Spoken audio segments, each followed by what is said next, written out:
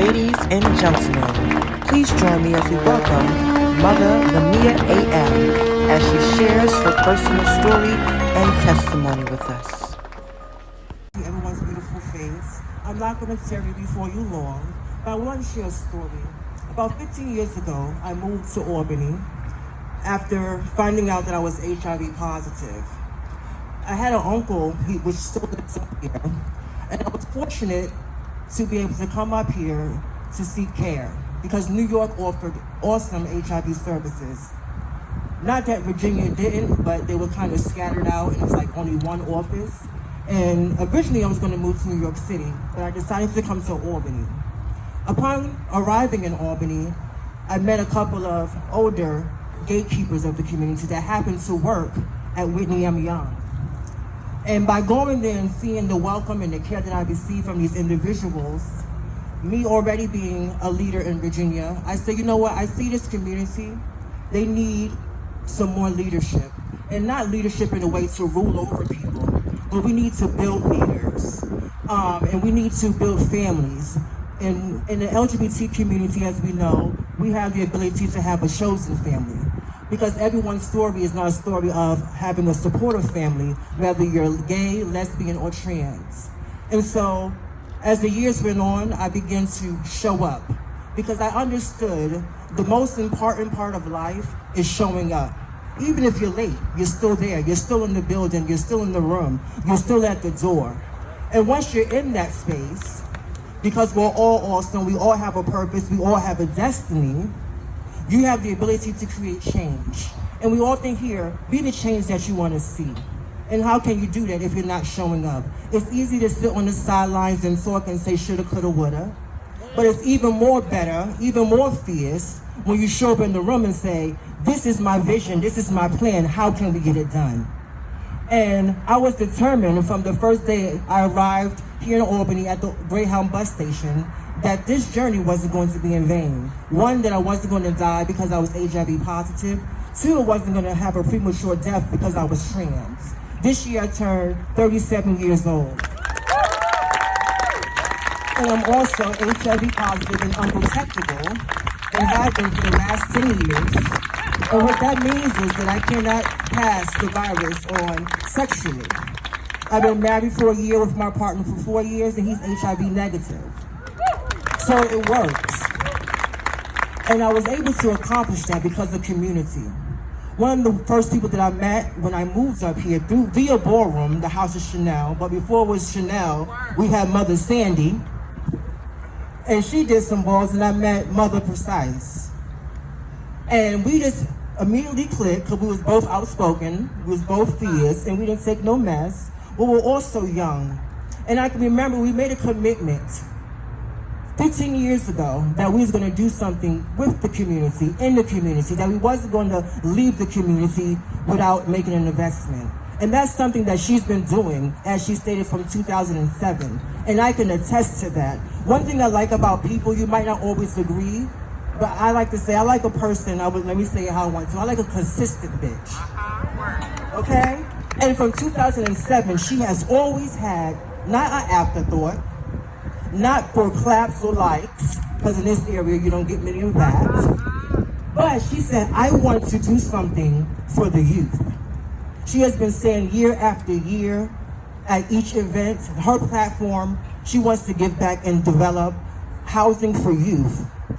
Not only for Black and brown youth, but for LGBT youth, with the focus of Black and brown, of course. But that's not easy to do. And so today I want to make a donation to the House of Precise, and I want you to follow if you can.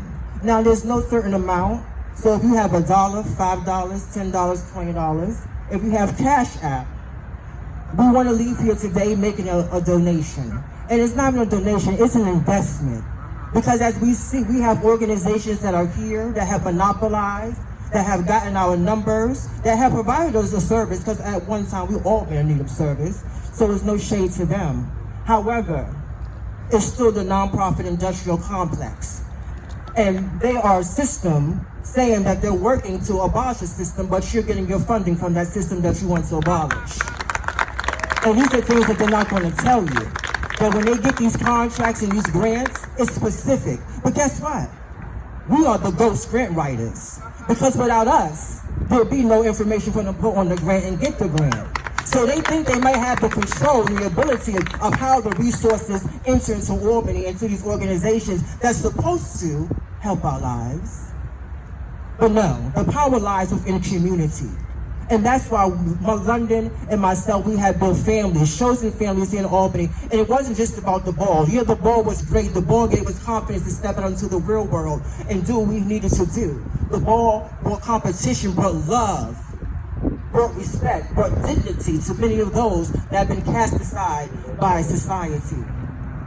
And as part of giving back, I want us to do that today because it's so important. And if a little black girl from Virginia Beach, Virginia, raised in church, diagnosed with HIV after my first sexual experience, wasn't a whore, until after. First experience and still be living today. And mind you, the life expectancy for a black trans woman is 35 years old. As I stated, I turned 37, and that's because of the countless work that my brothers and sisters, the shoulders that we stand on, have done not only in community, but have done at the legislative offices. Our vote counts, not only in the presidential election, because the president is just a puppet, but our vote counts in the midterm. So vote for your local mayor. Just don't vote for the president, but vote for your senators. Because if you want to see change, that's where it counts. That's where it matters. That's the system that we have to live in. So as we continue to dismantle, someone asked me, are you willing to play the game? Yes, I'm going to play it. But I'm playing it in a mind to overthrow. We have the power as community, so I want to encourage everyone that you can do it. This year, I started my own organization. I started my own business and I opened my own church. And I did that because the time is now.